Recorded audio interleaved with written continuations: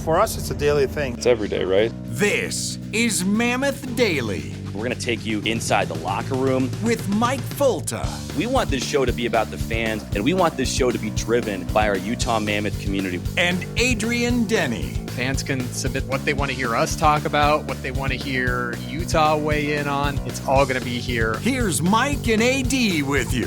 Utahns, countrymen, lend me your ears. Right here on Mammoth Daily. Welcome in, everybody, and a good Tuesday to you, whether you're checking us out on Apple, on Spotify, on the Utah Mammoth YouTube page, on SEG+. We're so glad to have you. Make sure you've liked and subscribed so you never miss an all-new episode of Mammoth Daily, including our Tuesday Mailbag. We'll get to that coming up. Mike Fulta joins us with his morning after that one. Still some raw emotion after Monday night in Anaheim, and gosh, 5 seconds is all it would have taken to burn off the clock for Utah to get 2 points. Not quite able to get all the way to the finish line. Second straight heartbreaker in overtime for the Mammoth. I'll give you my thoughts on the game and why I'm the most disappointed in that game, and I think you'll like it. We'll get to a packed Tuesday mailbag, and on our third period, Mike and I will get you ready for tonight in San Jose. Another late one.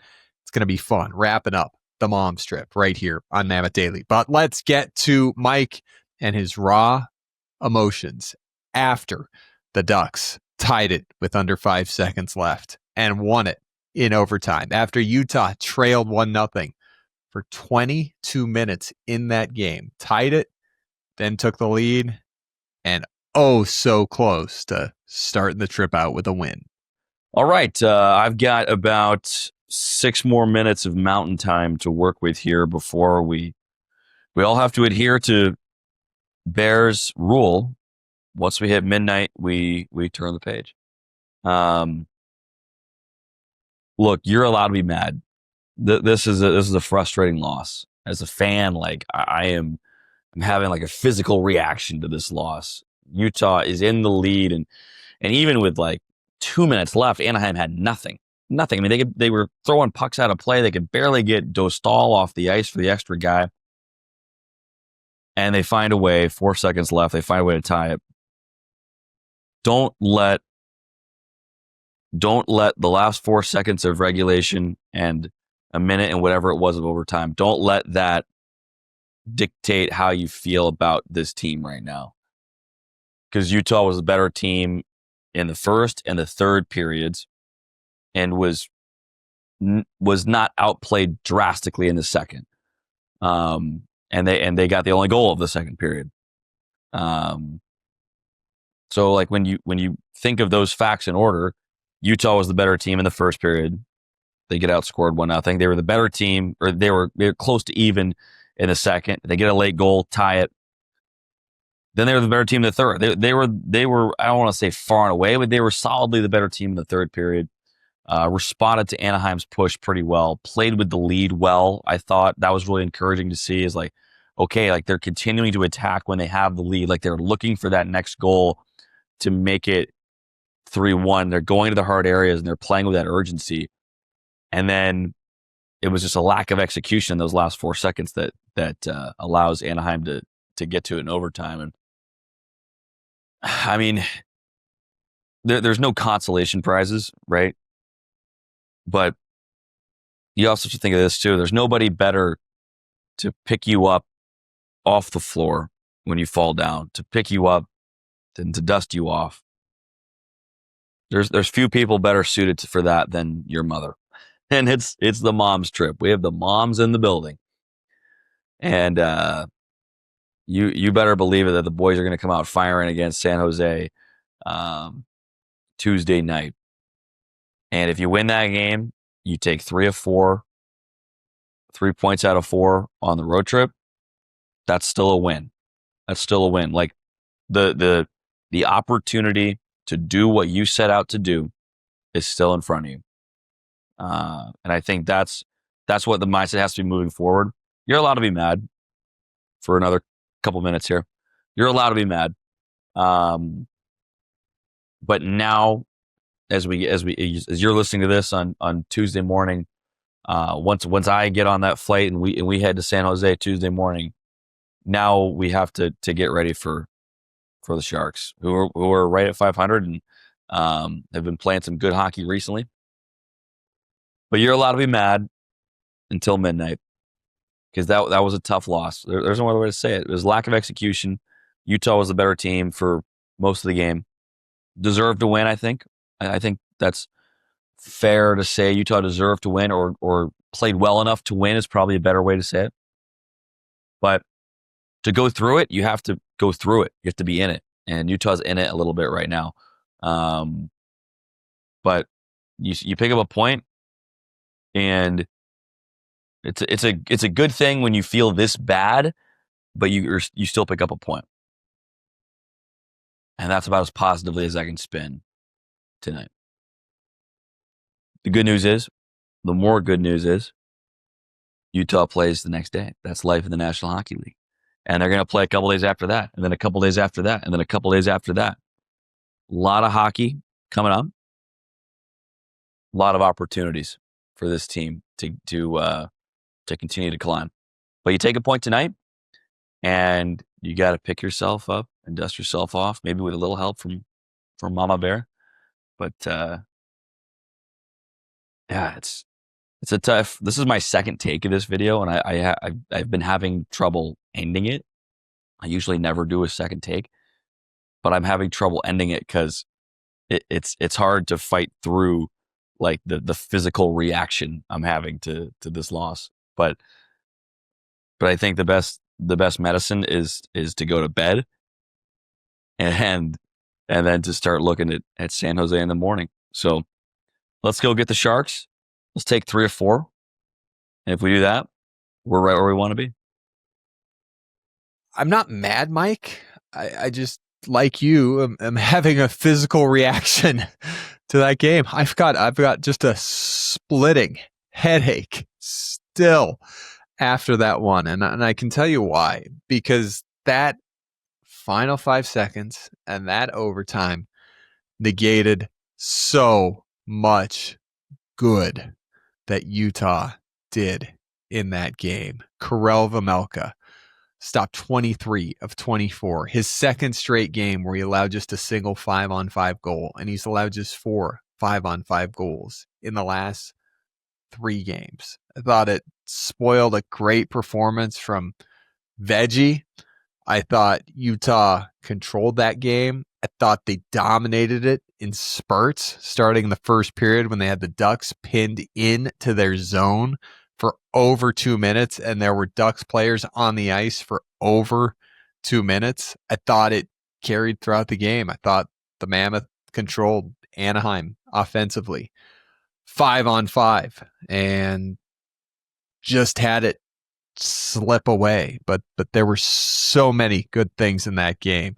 We saw Dylan Guenther get his 3rd goal in the last 6 games. That's a 40-point clip. As those of you on YouTube watching, Nate Schmidt, who now has 3 assists in his last 6 games, finding Dylan for goal number 8 on the season. That tied it late in the second period. You see the moms in the crowd celebrating. And Utah, who I thought had played a pretty good game to that point, had some juice. And then in the third period, Logan Cooley picks up a big goal, his 9th, on a great feed from Mikhail Sergachev, and Utah takes their first lead of the night. And nothing was really doing for Anaheim, second highest scoring team in the NHL, albeit as of late they've played some lower scoring games. Their offense hasn't been what it has earlier in the season, but they were at home where they were 5-1 on the year and now 6-1. And it's an Anaheim team. We talked about it on Monday's edition of Mammoth Daily, how they've come out and they've beaten some really good teams convincingly. So I don't think there's anything in terms of losing in overtime to the Ducks to hang your head about, but especially on the road. But it's just how it transpired. An Anaheim team that in November's beat New Jersey 4-1, the Florida Panthers for the second time to start the season 7-3, Dallas Stars 7-5, Vegas 4-3 in overtime, Winnipeg 4-1. That was all part of their 7-game winning streak that started with a win over the Florida Panthers and included a win over the Detroit Red Wings, who are playing good hockey. Anaheim 12-6-1. Nothing against them. It was just the situation that Utah put themselves in by, I thought, playing some really good hockey that kept this one from cashing in 2 points. The face-off circle has been an area that's indicated Utah's success this year. They won over 50% of the face-offs. They were closer to 60. Coming into the game, 8-3-1 when they win at least 46% of the face-offs. The D-men, again, contributing. Now 18 straight games out of 19 on the season where Utah has had a defenseman get at least a point. And 3 of the 4 assists tonight came from defensemen. Schmidt, Marino, and Sergachev. The D are really helping, and Utah's playing good defensive 5-on-5 hockey. They're not allowing power play goals, but 4-on-4, 3-on-3, 6-on-5. It's what cost them a second point for the second straight game. But as Mike said, onward to San Jose we go. Take 3 or 4 points. It's a successful trip. And again, Anaheim's, one of the top teams in the NHL so far, and we saw why. They're a good team. But just to have that game be 5 seconds away, that makes it really tough to swallow. I was driving to the rink at Delta Center to our Mountain Blue Studios listening to Christmas music, and I did not leave downtown Salt Lake City listening to Christmas music after that late one. Let's hear from Clayton Keller. Let's hear from Andre Cherney. Let's hear from the guys. Let's hear what they thought of that one. Let's start with Captain Clayton Keller. That was a tight hockey game. A lot of back and forths. A couple of mistakes at the end. We'll learn from it. It sucks. We're up with 10 seconds left. It's frustrating. OT goal, I got to get back faster. Learn from it. That's how you get better. Here's another thing from that game I think we could take and say, okay, well, that's never going to happen again. Utah's best players were on the ice for all 3 goals against. And I thought maybe kind of a bad bounce on the first goal against. Lukas Dostal usually doesn't give up that rebounds like that. It was a high rebound. It came spitting back out to a high spot in the ozone, and Anaheim was off and running. But second goal was hard to swallow.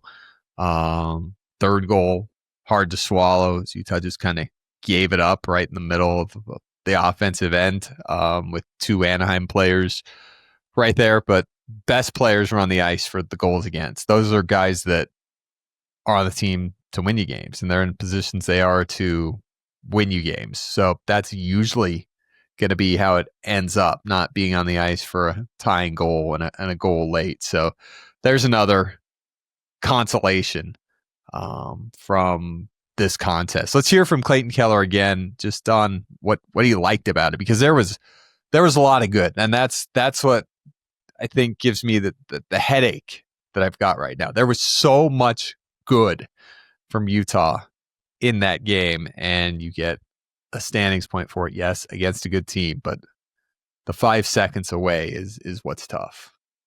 As the game went on, I think the lines got going. We had some extended zone time. We got, some more pucks in the net. We, tried to, do our job on the track as much as we could. They're a fast team. They play really a skilled game, and they work hard. So I was, proud of how we did that. Utah absolutely dominated the top players for Anaheim 5-on-5 in the contest.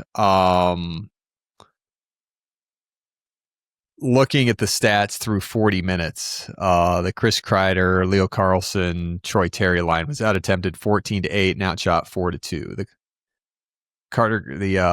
Gauthier, McTavish, Seneca line was out attempted 10-2 and outshot 4-0. Utah controlled them, and they controlled this game, and they're a potent offensive team.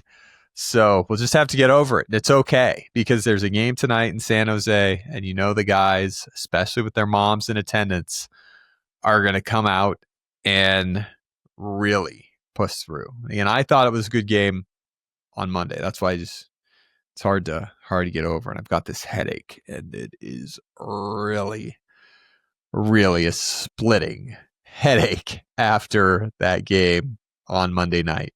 But the good news is, as Mike says, you get a win, you take 3 or 4 points. You get a win, you've got 6 of 8 standings points, 2-0-2. Counting chickens before they hatch here, but that's the situation if Utah gets 2 points tonight. That is, it's still a good spot. We talk about points that we don't want. Another overtime loss. It's hard to swallow. Disregard the point. Now take the point, because that point puts you now in a 5-way tie for the wild card spot in the Western Conference. We'll deal with the tiebreakers later, but that's what that point does on the Monday night. You were in position to win, didn't. But being in position to win, worst case scenario, got you a point. Let's hear from head coach Andre Tourigny. Let's get his thoughts after this one, where the Mammoth fall in overtime. I think it was a good game. I think if you look at the game, it was really a really good team, and we were nose to nose with them. It's an overtime game. We played good at 5-on-5. It's just frustrating the way it happened at the end. I think it's we lose one battle, and I don't think we gave up much before that chance, and puck in the back of our net, and 3-on-3 that can go either way, and that's exactly what happened. We give up one rush and puck in the back of our net. Yeah, there was nothing. 3 plays cost you the game. That wasn't 3 plays cost you the game and 6 could have. It was that they scored on 3 chances, just like that. They generated nothing.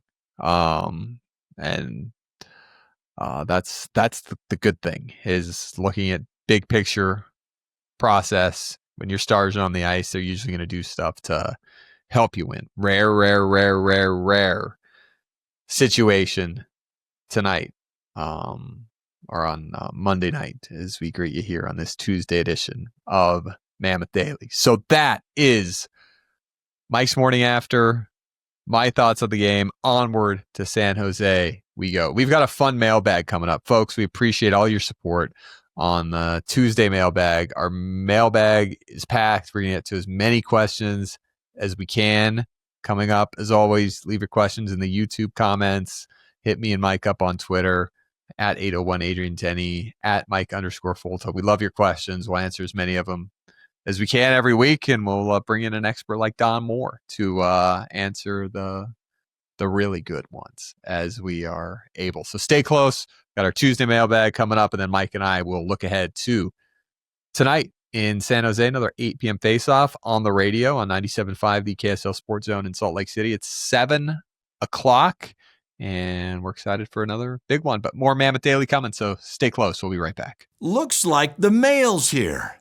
Time for the Mammoth Mailbag. All right, we have reached our Tuesday mailbag, one of our favorite segments of the week, and we have had some great mailbags, Adrian, but you send me screenshots of what people have commented, and judging by the screenshots that you have shared pre-taping, it looks like this could be an all-timer. This could be that day where you're looking around in the mailbox, and it's not just bills.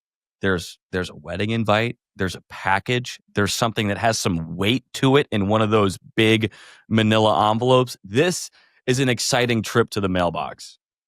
This might be one of those Tuesday mailbags, Mike, where we have to go down to the post office afterwards and say, look, you can't deliver mail to our homes anymore. We're getting too much. We need to open a post office box, and we'll take the biggest one you have. So we're going to burn through as many of these as we can. If we don't get to your question, try and reply personally. And as always, there's next week. But as always, folks, send in your mailbag questions all week long at 801 Adrian Denny on Twitter, on X, at Mike_Fulta. You can leave comments in the YouTube episodes. We'll find them, and we'll get as many as we can. Mike, good one here.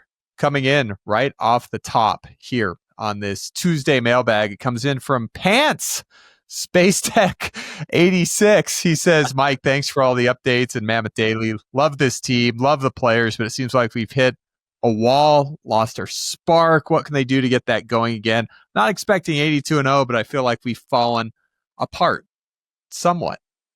Thanks, Pants. Great avatar there of Dylan Gunther. Yes, thank you, Pants. I replied on Twitter and I said we would address it on Monday's show. We did not address this specifically, but we did want to get to it now in the Tuesday mailbag. But kind of my response to Pants on Twitter was, I'm not going to move the DEFCON meter in mid-November when you have a winning record and positive analytics in basically every category. We get these stat sheets every game from our good friends over at SportLogic, and you'll hear Nick Olchek in a future experts show talk about analytics and the context in which you need to use analytics. They don't tell the whole story. They just kind of start conversations and spark questions like, okay, why is that? But they do show you a little bit of how a team is trending, the amount of chances they're generating. Are they getting the puck to dangerous areas? What are some things that they're good at? What are some things they bad at? Is this team due for a regression? Is this team due for a progression? And we've been looking at Utah's analytics from our friends at SportLogic all year long, and they've been really good. We've been watching the record do this. If you're listening on podcast, I'm moving my hand up and down. The analytics have been like this, which is a 737, just flying in a straight line. And I bring that up because we talk about under the hood numbers. Those numbers go below the surface. Is Utah creating scoring chances? Are they getting the pucks to dangerous areas in the offensive zone? Are they defending and keeping the puck out of the middle? Utah's been doing that throughout the season. Now, there's no consolation prize for having good analytic numbers, even though you're not winning. Utah needs to find a way to win. But I think you heard a little bit about this from head coach Andre Turney in our one-on-one with him in the radio and at media availability prior to yesterday's game against Anaheim. He talked about, we're doing good things, but we just need to bear down a little bit more in the third period sometimes, right? Where sometimes just doing the right thing isn't enough. Like somebody has to step up and actually make a play or turn a 50-50 puck into a 75-25 puck where we can take it and go the other way. So I'm not going to raise alarm bells in mid-November when the analytics are as good as they are. And consider this, Utah had a losing record at this time last year. Now you're a few games above 500, and it doesn't taste the same because you coming out of the 7-game win streak, you lost a bunch. But if we look at this thing as a whole, which you do such a great job of, Adrian, you will take that. In a competitive Western Conference, you will take that, especially considering how backloaded Utah's schedule is with a bunch of home games and a bunch of divisional games. Yeah, head coach Andre Turney also saying yesterday before the game, when he joined the league in 2013 as an assistant coach for Patrick Waugh in Colorado, your mentality was, if we go out there and play our game, we're going to win. And you look at the NHL right now in 2025, and there are 32 teams that can win any single night. And he used the New York example on Friday night. He said, we hit a couple pipes, and then they tie the game how they did. Like that's how close it is. Every single game. He used the example. He said Friday night, as we talked about on Hockey Night in Utah, first time ever in NHL history with 4 more games, all 4 went past regulation. He looked back at Saturday, said there were 10 one-goal games, not including empty netters. And on Sunday, all but 1 game went past regulation, and that was a 2-1 game in Tampa Bay entering the third period that the Canucks were able to nip back and get the Lightning. And, Mike, as you listen to the national folks who are watching all 32 teams, the athletic power rankings that came out over the weekend had Utah jumping from 8th to 6th in the NHL. The weekend ratings that came out on Monday with the weekend rankings, top 5, bottom 5, said Utah was bordering on top 5, didn't quite ever make it, but went on to say that they're a solid team, just like everybody. And we magnify this because we watch the Mammoth every day and every night and every week, Mike. But like every team in the National Hockey League has stretches where they win 7 in a row. Anaheim just won 7 in a row, and now they've lost 3 in a row. Edmonton and Toronto are still trying to find themselves. Teams like that, Tampa Bay's had ups and downs. This is a competitive league. And as I said last week, it's a sport where you got to go out and play the game. There are other sports where the good team, you know who it is before the game, and they win in convincing fashion. Hockey's not like that. So thanks to Pants for checking in, and love that avatar at Dylan Gunther with the hat hair. Oh, thank you, Pants. Thank you indeed. Sorry we didn't get to this on Monday. I have 2 more analogies that popped into my head as you were talking, Adrian. The first being, and you made a great point saying, or echoing what Bear said, you can play an A game and still lose because the league is this competitive right now. Whereas before, or last year at least, you could only say that against the top few teams where you play your A game and still lose. And I think that is what Bear is talking about when he's saying, okay, we can do the right thing technically and get an A+ on the report card, but we're still not winning. Like I remember back when I played football or like baseball or whatever. I didn't play hockey growing up, but I played football, and they would grade you every play. And I would get like 90% on my game sheet because I played a defensive back, and there were a lot of times where I technically got a plus. I did a good thing instead of a bad thing. Maybe I made the tackle. Maybe I just didn't do anything bad. I was in the right spot. But I also didn't do anything good a lot of the time. And so I would get 90% on the game sheet, but I would have very little impact in the game. And that's not exactly what's going on in Utah, but that's kind of the same analogy. Like there's a difference between doing what's technically right and then breaking the game open. The other one I thought of, and where I know we're going crazy long on this first question from Pants, but I think of sitting at a blackjack table and there's a way to play blackjack, right? There's a perfect strategy. You head over to Wendover, you cross state lines, and you're at a $5 table. Adrian's probably at a $100 minimum bet table, but there's a way you play, but even if you play the right way, you can still get beat by just what the house has sometimes, what the dealer has. And it's not your fault. It's just the way the cards go. And I think that's my final analogy, and I think that's a little bit of what's been happening in Utah. But let's get to our next mailbag question here. Yeah, I just want to clarify first, Mike, as well. There's $3 blackjack tables in some of the older, more vintage Vegas casinos downtown. That's where you'll find me. Yeah, Fremont Street Experience. That's where you would have found me at one point in life. Don't go anymore, but at one point. Here is a question coming in, and comes to us from Robert. He says, does anyone know when Sean Durzi is coming back? 5 weeks ago today, Mike, it was announced that Sean, or 4 weeks ago today, it was 4 or 5 weeks ago. It was on a Monday, 4 or 5 weeks ago. It was announced that Sean would miss 4 weeks with an upper body injury, and he returned to the ice last week skating before and after the team, but he was on the ice on Sunday skating with the team, taking part in a full practice. So that's always great news. Mike, get him on the ice, get him with the team, and you start to think, okay, now we're getting somewhere. Yeah, he was on the ice yesterday at morning skate. It was an optional skate in Anaheim, and he was on the ice in a mountain blue non-contact uniform. But he's on the trip. I think that the story of that is he's on the trip. His mom was on the mom's trip, and he's on the plane with the guys. And a lot of times, just being on a short road trip with the guys and being back around the team is a precursor for returning to the lineup. They're trying to ease him back in. Again, this is not coming from anybody. This is speculation and what we've seen before.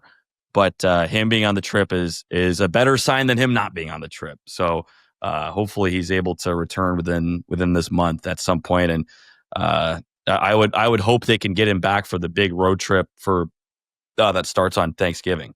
Because that's a 6-gamer, and boy, we're coming up on the stretch where we talked about it yesterday.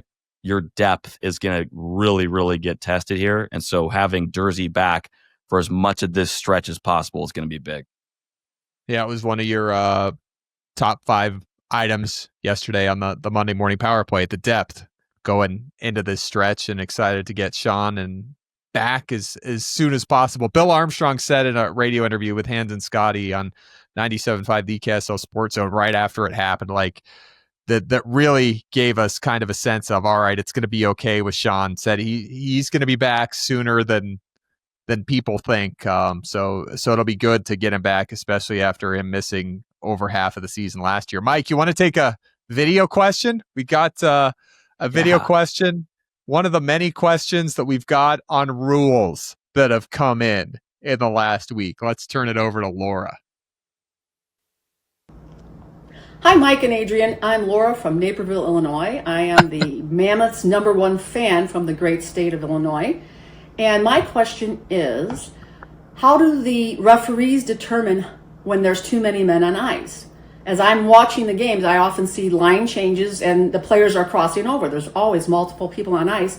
What is the determining factor by the referees that now there's too many men on ice? So how do they determine that? That's my big question of the day. Thanks so much. Love listening to you guys. Always do every game. Thank you.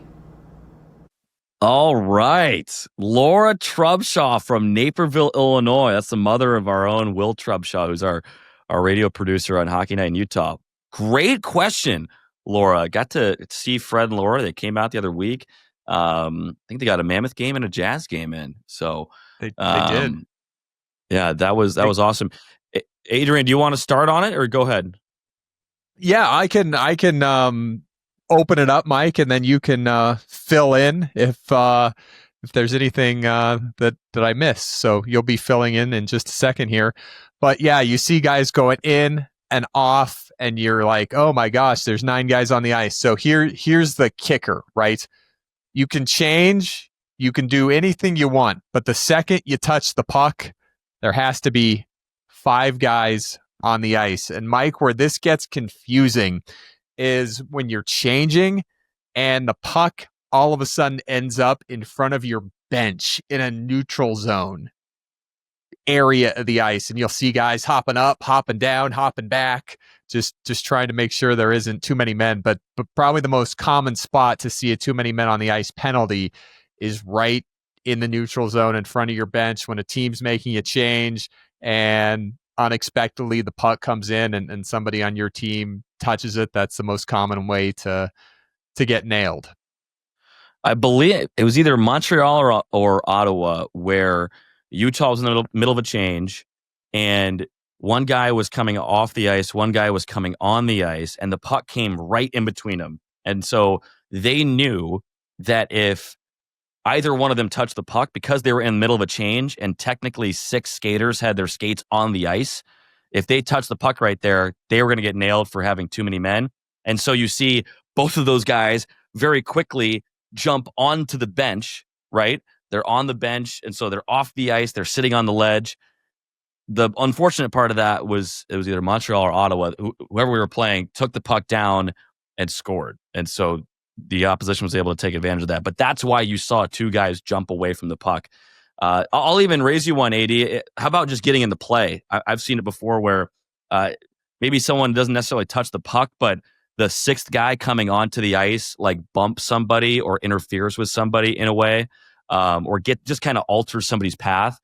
Basically, if you're in the play and you have 6 guys out there, you have too many men. Most of the times, like you'll see linesmen give teams a decent amount of leeway where if you're still a couple yards away from the ice or from the bench, you can change so long as like the puck's not in the immediate vicinity or as long as the play isn't being altered. But I think you laid it out pretty well. It is kind of hard to track, but I'll tell you this.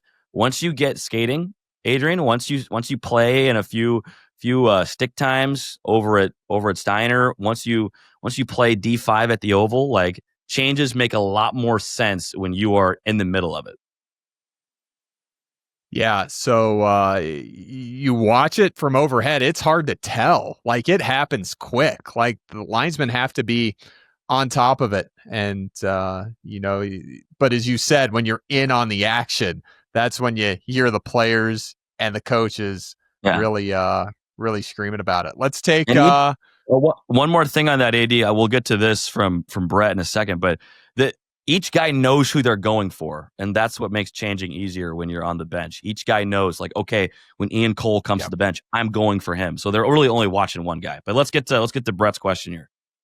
No, great explanation there, Mike. Yeah, this is a question from Brett, and we've got a video response to it. It says, fighting's part of the game. Sometimes it can light a spark on the bench. It says, Liam has been a healthy scratch lately, Liam O'Brien, due to Yamamoto's play. Just curious, the team seemed to need a spark at the end of that road trip.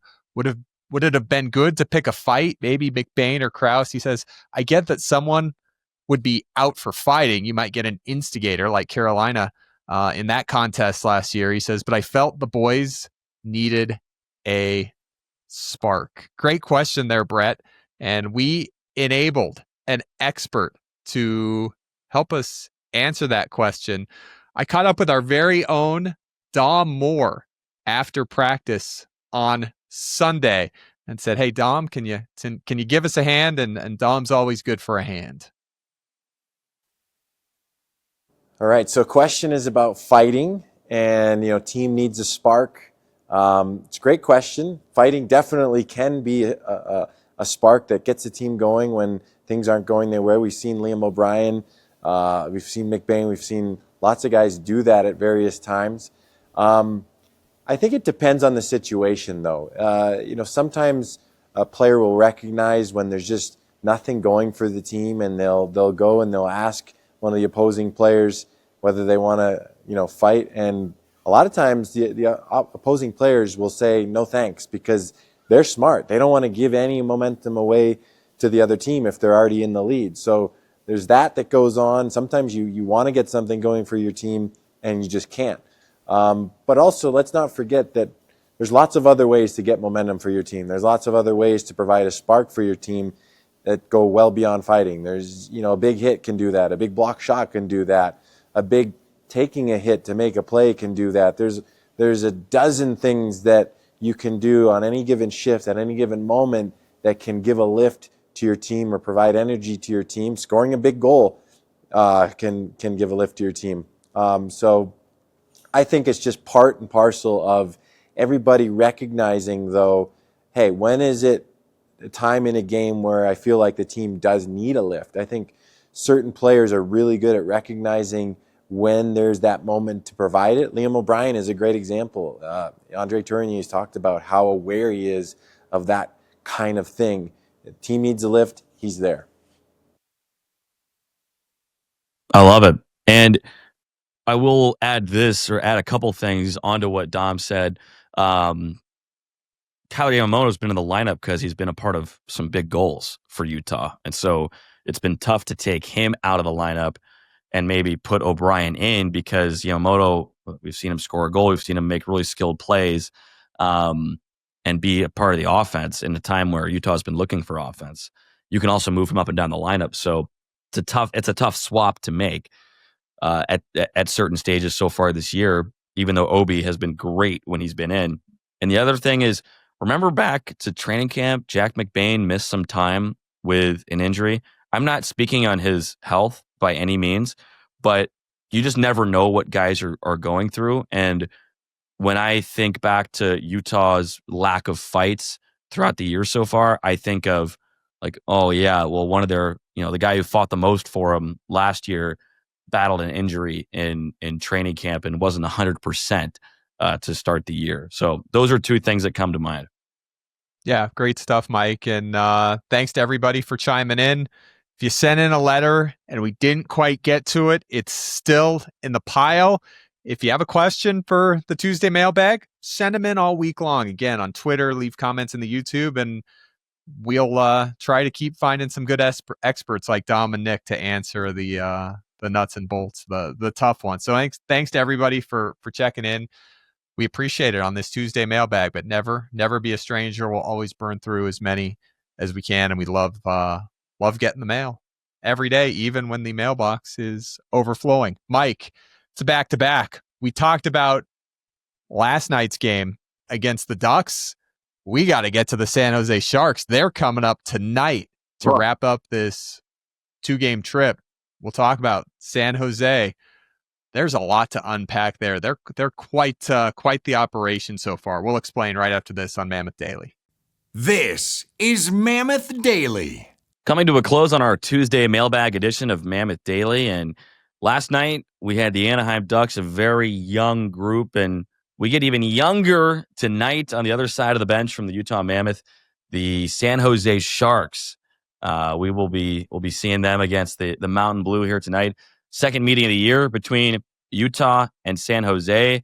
Last time these two teams saw each other, Mammoth came away with a win in mid-October, much in part to Nick Schmaltz's second career hat trick. That was the big storyline of that game. But Adrian, this San Jose team has started to figure things out a little bit. They didn't get off to a great start this year, but all of a sudden they've pulled back to 500, and these guys are far from the pushovers that they have been in the last couple of seasons when they've been a lottery pick team. Yeah, they started off 0-4-2. The Mammoth were part of that in the victory at Delta Center on October 17th. They were 2-6-2 in their first 10. And Mike, they scored 3 or more in their first 10 games. They just couldn't keep the puck out of their net. They allowed 4 or more in 8 of 10. But they're on a run right now, 5-2-2 in their last 9, where they've allowed 2 goals or less in regulation in 8 of those 9 games. And they've even won some low scoring games, scoring 3 or less in 5 of those 9 games. I heard Elliot Friedman say it on 32 Thoughts, the podcast, a couple weeks ago, and he confirmed it on Friday's episode. He said, boy, if the San Jose Sharks can ever learn to defend, look out. And we saw some 2-1, 3-2 games recently. They're coming in off of a road trip where they went 1-2, got shut out by Calgary, lost to Seattle. But San Jose's, even when they're, winless in their first 3, when Utah's seen them winless in their first 9, they always provide a challenge. They're really talented. They play really hard, even when they're not perfect. Adrian, did you ever see Yaroslav Askarov in the AHL when he was in Milwaukee? I did, Mike. And I thought the trade to get him last summer was the trade of last summer. JJ Peterka was the trade of this summer. Bringing Yaroslav Askarov to San Jose was the trade of last summer. I thought it was a fleecing. I thought it was a steal. And I still stand by that. I love that goaltender. Yeah, you and I related to each other very quickly over our feelings on that trade because we were both looking at that. What were the terms of that? Do you remember? It was like a second round pick or something like that. Was it even that? I think there was a. It was. Hold on, I'm looking at it. I think it was a lower pick. I think it was a lower pick than that. It was, and it a was lot of goalies moved.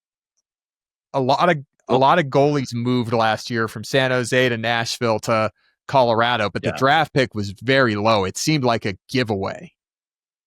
It was a prospect, David Edstrom, Magnus Krona, who's like a minor league goaltender, and a conditional first round pick. So that was the haul for Askarov, and then Askarov signs a 2-year, $4 million contract with only $2 million per year. That's what I thought was even crazier. A little bridge deal for the goalie who we both think is going to be a star in this league. It did not start well for Askarov and the Sharks. Like, goaltending was part of the problem, but they were a mess in their own zone. Now he already has his save percentage back above 900. He's got a 906 save percentage, and the way the Sharks were bleeding goals early in the year, that in and of itself is very impressive. When he was in Milwaukee in Nashville's AHL system, he had an attitude. Like, he would go after guys on the ice. He was prickly. He would, I think I mentioned this before, but like if he would ever get a shutout, he would pull the bench down on top of him and bench press it. Or sorry, he'd pull the net on top of him and act like he was bench pressing. They made a bobblehead of that in Milwaukee. It was a Yaroslav Askarov bobblehead of him like bench pressing the net. I think he is indeed their goalie of the future. With him playing up to his abilities, and if the Sharks are just defending a little bit, if they're just able to figure out a little bit in their own zone, this team is not a contender, but a team that's capable of beating anybody on any given night, which you couldn't necessarily say that in years previous. Also factor this in, they had so many new faces throughout their lineup. Like Sam Dickinson is a new 19-year-old kid who's playing on their back end in every situation for them. They brought in Dmitry Orlov as well, Philip Kurashev up front. They brought in John Klingberg, Timothy Liljegren, like a bunch of guys who were still new. Vincent Desharnais. So I'm not surprised it's taken them a little bit of time to gel, especially on the back end. But if they can figure out how to win those tight scoring games, getting the goaltending that they're now starting to get, look out. And for what it's worth, Alex Nedeljkovic also has a save percentage above 900 this year. So both goaltenders have started to turn it around. Both guys have 500 records. Yep. So Utah on the back-to-back in San Jose tonight. It's another late night. Mike, these 8 p.m. starts here in Salt Lake, obviously you're on the road with the team, so every game starts at 7 for you. Add an hour to a face-off time, and it seems like you got the day off. You're just waiting around for the morning skate sound to come in and for all the game notes and everything. Like, I'm just sitting around the house the last couple days at like 10, 11 a.m. Like, anything going to happen here? So another late one, and then the Mammoth are home for 4 straight. We'll have it for you on Hockey Night in Utah. Mike, safe travels to you and the gang. Have a good one tonight, and we'll see you back for our Odd Man Rush with Nate Schmidt. That's on tomorrow's episode. Have a good Tuesday, everybody.